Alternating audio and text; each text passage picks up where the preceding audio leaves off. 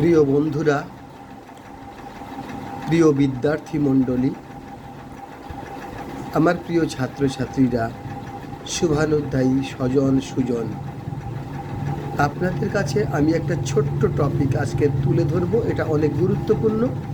আমাদের কাছে অনেক দিন, অনেক কাল জুড়ে এটা আমাদের কাছে চলে এসেছে।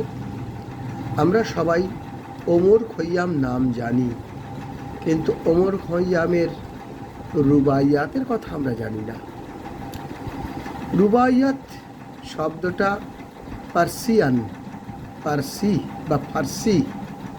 আপনারা ভুল করে ফরাসি লিখবেন না, কারণ ফরাসি শব্দটা ইঙ্গিত করে ফ্রেঞ্চকে। এটা পার্সিয়ান, ইরান, সেই দেশের যে ভাষা তাকে বলা হচ্ছে ফার্সি বা পার্সিয়ান। সেই পার্সিয়ান ল্যাঙ্গুয়েজের রুবাইয়াত একটি সুন্দর কবিতার আঙ্গিক। এই সুন্দর কবিতার আঙ্গিকে আমরা এইটুকু জানি যে রুবাইয়াতের কবিতাকে আমরা ভালো ভাষায় বাংলায় বলতে পারি চৌপদী। এই চৌপদীতে প্রথম, দ্বিতীয় এবং চতুর্থ চরণান্তিক মিল এবং অনুপ্রাস ধ্বনি অনুরণিত হয়। কখনো কখনো প্রত্যেকটি চরণেই 4টি লাইনেই অনুপ্রাস কাজ করে। ওমর খৈয়াম ছিলেন আমাদের অনেক প্রাচীন কবিদের মধ্যে অন্যতম। এশিয়ার অন্যতম শ্রেষ্ঠ কবি ওমর খৈয়াম। তার আবির্ভাব কালটা ছিল দ্বাদশ শতক জুড়ে। ত্রয়োদশ শতকের প্রথম, দ্বিতীয় এবং তৃতীয় দশকেও তার অস্তিত্ব ছিল।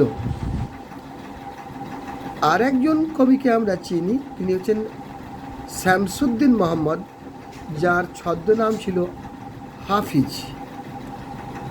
তার আবির্ভাব ছিল আনুমানিক 1300 খ্রিস্টাব্দ থেকে 1388 খ্রিস্টাব্দ নাগাদ।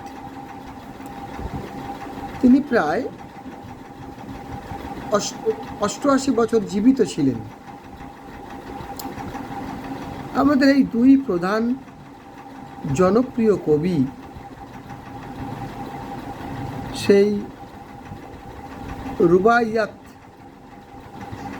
বা সেই রুবাইয়াতের কবি পৃথিবীর বিভিন্ন শিষ্ট ভাষার মতো আমাদের সামনে হাজির হয়েছিল। সেই ভাষায় অসাধারণ সফলতা লক্ষ্য করেছিলাম আমরা। আর সেই ভাষাতে বাঙালি কবিরা খুব নজর দিতে পেরেছিলেন। আমাদের প্রচুর বাঙালি কবি রুবাইয়াতের প্রতি খুব যত্নশীল ছিলেন। আপনারা সকলেই জানেন সত্যেন্দ্রনাথ দত্ত, কার্তিকচন্দ্র ঘোষ, কান্তিচন্দ্র ঘোষ, নরেন দেব, ডক্টর মোহাম্মদ শহীদুল্লাহ, কাজী নজরুল ইসলাম, বিজয়কৃষ্ণ ঘোষ, সিকান্দার আবু জাফর, হেমেন্দ্র কুমার রায়, এই সমস্ত বিখ্যাত ওমর খৈয়াম প্রেমিক কবিদের অবাধ বিচরণ আমাদের বাংলা সাহিত্যে।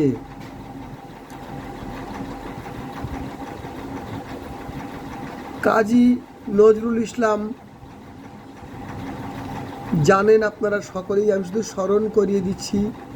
1899 থেকে 1976 তার হায়াতকাল বা জীবৎকাল হলেও 1942-এর পর তিনি আর কিছু তেমন লেখেননি। তো কাজী নজরুল ইসলাম অনুদিত একটি রুবাই, সেই রুবাইটা আপনাদের আমি এখানে শোনানোর চেষ্টা করছি। এক সরাহি সুরা দিও, একটু রুটির সিল্কে আর প্রিয় সাকি, তাহার সাথে একখানি বই কবিতার, জীর্ণ আমার জীবন জুড়ে রইবে প্রিয়া আমার সাথে, এই যদি পাই চাইব নাকো তখন আমি শাহানশার। তখ্ত শব্দের অর্থ হচ্ছে সিংহাসন।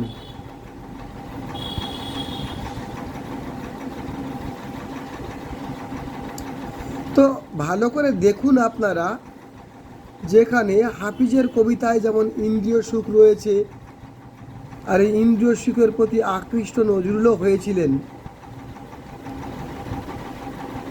আমি বলতে চাই এই চৌপদী ধারাটা বোধহয় বাংলা সাহিত্যের চৌপদী ধারাটা সম্ভবত এই রুবাইয়াতের প্রভাব ছিল। কারণ বাঙালি কবিরা পার্সি ভাষাতে, পার্সিয়ান মানে ফার্সি বা পার্সি ভাষাতে বেশ দক্ষ। আপনাদেরকে একেবারে ঘরোয়াভাবে আমি বৈঠকি ঢঙে কথাটা বলছি।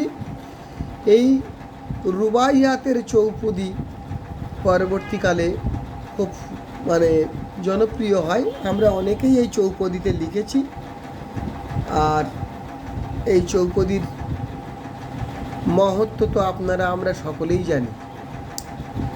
তো রুবাইয়াত শব্দটা আমাদের মাথায় মনে না থাকলেও মনে করতে হবে যে চৌপদী কবিতা, ফার্সি চৌপদী কবিতা হচ্ছে রুবাইয়াত। অমর খৈয়াম,